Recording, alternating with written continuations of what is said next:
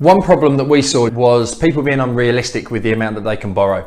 So I want to try and simplify that a little bit for you and give you some quick calculations that you can use at home to work out a rough guide in terms of the mortgage amount that's going to be achievable for you.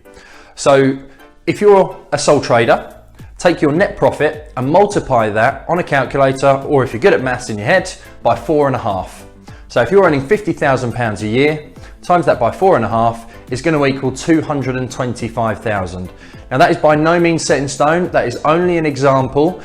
Every mortgage lender is different, but it gives you an indication as to how much you could potentially borrow. If you're a limited company director, then most mortgage lenders on the high street will use salary and dividends. You can combine those, i.e. if your salary and dividends add up to 50,000, times that by 4.5, and that gives you a very rough guide that you could use. If you are employed, then it would be your gross pay, i.e. before tax, not what goes into your bank on a monthly basis. Again, times it by 4.5. And if there are two applicants, then just combine the figures and add them together and do exactly the same calculation. Now, as I say, that's by no means set in stone, but it gives you a rough guide because every single lender is different and they look at affordability.